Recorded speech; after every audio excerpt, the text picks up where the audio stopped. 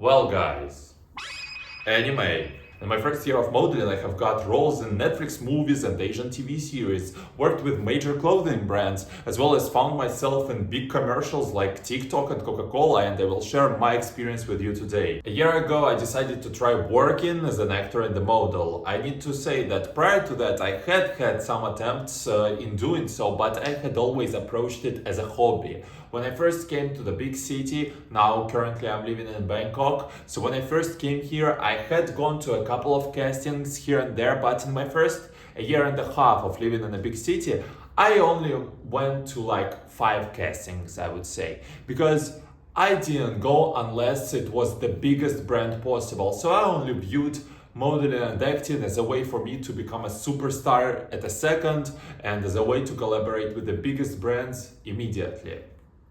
But these 5 castings, initial 5 castings, didn't really grow into anything.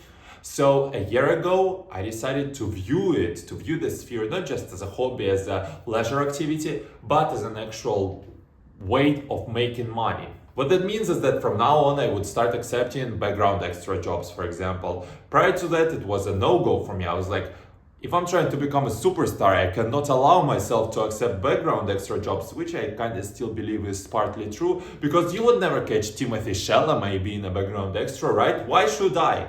But since now it's my job and not just an ego food, so I had to ground myself a little and start accepting background extra jobs. And I think still there is some truth to that. Like if I had so much money that I could not dabble into that sphere of background extra, I still would avoid it to keep the exclusivity. But since we are working now. Secondly, I would stop brushing off any projects that are not top tier brands. For example, priorly, if I had been invited to a casting for a mobile phone commercial and I found out that it is not a top tier brand like a Samsung or an iPhone, I would just turn down the invitation. And now, since I'm looking at it as work and as a way to make some good or extra money, I would also just, again, ground myself and work not with shitty brands. I would never do that. I still have filter and I still have standards. Блять, я не... Как я из игры перейду в селфи, ты ебанутый, блять? As soon as I started applying for extra jobs, I immediately started getting them, which was nice. They pay for a couple days of my life, which is not bad money to make. And also I started going to a bunch of castings, and the more background jobs I got, the more money I was willing to invest into at least commuting to the castings, because it takes a lot of money and time. And so then I started seeing some difficulties. First of all was that you do not get all the background jobs that you apply for, which was a surprise for me. I'm like a self-proclaimed superstar and I'm not even getting all the background jobs. Are you shitting me? I felt like you must be blessed to have me on set. I'm not even getting background jobs. Second of all, the castings. I would say in the first year of doing it, I must have been to hundreds of them. I think so. But I not only castings, I was in dozens of shortlists in my first. Let's talk about the first 6 months. Dozens of shortlists, dozens of callbacks with the directors, dozens of times when they told me to lock the day specifically for them. They told me, okay, reserve the day for us, don't do anything, because like we are considering you for real, seriously, we really like you. But it led to nothing. If you don't see it, my height is 6'9", I'm super slender, my shoe size is 14 US, the last sneakers I bought. So I'm super tall, I'm pretty sure I'm the skinniest male actor model in the city. So I don't really fit any requirement a production team or the client would have. Like, can you imagine a director or a representative of the company higher up sitting there and thinking who they want for the project, and they're like thinking, so I want a 6'9" man who is super skinny and like has different color eyes. Bro, that is impossible for me to make the cut. I mean, the only character that would fit me is Slender Man, I guess, and myself, yours truly. So for the first half a year, not only was I failing at securing the main roles from the castings, but I was also failing to get a lot of background jobs. I was getting fewer jobs than a regular average Joe, because That's who they need to walk in the background. They don't need somebody who will be two heads above the main actor. When it comes to agency representation, I was rejected by all the agencies in the city. That is, if they had the dignity to respond to my emails in the first place. So first 6 months was pretty much a failure. Nothing noteworthy was happening besides background job that would give me additional money and would save my butt financially here and there. But it seemed like a complete failure and waste of time, especially going to all those endless castings. But I started seeing finally glimpses of light, glimpses of success. These blessings started coming down on me. Here I would get accepted to model for a very well-known jewelry brand. Then I would get invited to finally play my first role in a TV show, the actual role with a dialogue. What is interesting is that for that TV series I was booked for my casting for another project. I actually had a casting for a Netflix movie which I didn't end up getting, but I just sent it as a package to the casting team for the TV series here in Asia. Make it fast! And they liked it so much that they actually decided to accept me. And then on set I came to find out from the director assistant that again, I was not really what they were looking for. Sure, they were looking for a skinny guy, but they actually wanted a scrawny little guy, which I completely don't fit. Sure, I'm scrawny enough, I'm like the anorexic, let's be honest. But they also wanted somebody short. But when they saw my acting skills and they were like, oh, we need that motherfucker on set. And they said, we like it so much, we will make it work. We will adjust the frame to fit this tall, pretty motherfucker. Then I started seeing more and more success, and like again this half a year mark really marked it kinda, because within 1 month I got 2 really big jobs. First I got invited to model for a top tier Thai brand. I would say they're top 3. I think I can name drop. They are called Vetements. They are known outside of Thailand as well and worn outside of Thailand. It featured 11 local celebrities and yours truly. And although I wasn't represented by my own name, I wasn't there as Igor Kalinin. They had to invent a character for me and some backstory that I would portray. And when this whole campaign was covered in media, they actually said that this campaign featured 12 local celebrities, because it would be just strange to say 11 celebrities and a freaky looking model. So by association, I happened to be the 12th Thai celebrity. How random is that? But that was super cool to me, because once again, I was not there as a regular schmegular model, because first of all, I don't even fit the physical criteria to be a regular model. So I was there as a freaky character. And the second cool project, I told you, it was 2 back-to-back bangers happening after first 6 months. Second, I finally got the main role in the commercial for Australian market. It was at the point where I had almost given up. I was going to this last castings thinking like, what am I doing here? They're completely rigged, because I had some castings where I would go and they would leak my casting videos and photos as reference to all the agencies. Like I would do some cringe stuff at the castings. I'm talking about I was dancing wearing a mermaid costume, singing, taking high notes like, ah, like this type of stuff. And I was hoping nobody would see that until or unless I got a lot of money. But one day I found out that my casting video got leaked to all the agencies for them to show to other models, to their signed models, how they should act. So in the fucking headquarters of these agencies, I just imagine the meeting room, all the basic ass and PC ass, same face ass looking model are looking at nothing, good for nothing fucking models who don't have an acting bone in their fucking body, don't have an inch of personality, but all these pretty model girls can get my inches, no cap. But I can just imagine the meeting room in the headquarters of these butt ass modeling agencies. My fucking video, my picture at the screen. I haven't got the video, but like a lot of models came up to me, seeing me out in public, and they were asking me about it. They were telling me like how they were following my example bar for bar, word for word. They're like, bro, that shit was crazy. But I can just imagine my fucking video of me doing the cringiest shit playing on the big screen, and they're giving, bro, look at this dude. We didn't sign his ass. We are too cool for him, but now you need to be him. Now, we didn't sign him, but you need to do exactly what he does. And what's stupid is you need to look like him and you need to act like him, but you are not him, and you will never be pussy. Granted, this job I think I didn't get because of the height again, because again, they liked my appearance and they liked my acting, but starting from the costume, this fucking mermaid tail bitch ass dress, it was too short for me, so when I was doing the cringy ass dance, it was slipping down, my dick was about to fall off on their heads, I'm not kidding you. So while doing the cringy dances, like doing my body pumping the air, humping, dumping, I had to fix up the fucking tail to make sure they're not seeing all my fish balls, caviar on their fucking mouths. But then, to the main point, 6 months after, I finally got confirmed for my freaking first main role as a commercial. I got good money, I got, another image points into my piggy bank. And even after the main role in the commercials, I had a month and a half of complete silence. Like, I thought, I just got the main role, I just robbed all the agencies out of their money, pussies.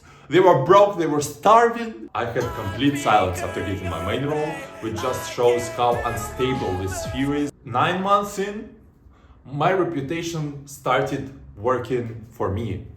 All these failed castings I had in my first 6 months finally blossomed into something. Without realizing it, I was actually planting seeds, because in my mind, I was casting for jobs and failing and failing and failing with no success to no avail. Came out, I was freaking planting a garden, bro. In autumn, I started getting accepted for projects without any castings. First big thing in autumn, I think, was that I got a support role in a TikTok commercial. Never would I have thought to be in the TikTok commercial in my first year of doing that stuff. Bro, I suck at making TikToks, bro. I cannot make a good TikTok that will get more than 100 views to save my life. And to be in the commercial of TikTok, an app that doesn't even work in the country where I'm from Russia, if you didn't get that. TikTok doesn't even work in Russia. I was living in Russia, not being able to use TikTok.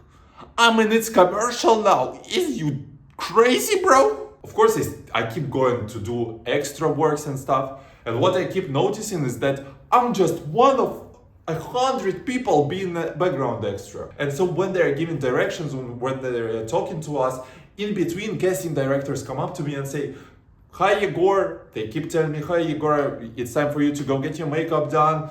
You must hear how difficult my name is to pronounce. It's nonsense to you, right, Yegor?" And that is to everybody living abroad. What happens is, after all these castings, they just had to remember my name. This is 5% luck, 20% skill, 15% confident kind of reveal. So just from me rocking out these freaking castings, they remembered my name. That was crazy to me. I was sitting there in disbelief. So I was like, "Bro, what's your name? Mr. and Mrs. Casting Director. I got it that I rocked your heart, but you let me know your name, baby." Also in autumn, without any castings, slimy, I got a role on Netflix type shit. Type shit! I was invited to act out a role in a Netflix movie, pussy. Word! Without a casting. Yes, sir. What happened is this casting director just knew me from a lot of recent castings. Like in autumn, I started seeing the same casting directors for a lot of jobs I was trying to get. And she just remembered me, although I didn't get all the other jobs.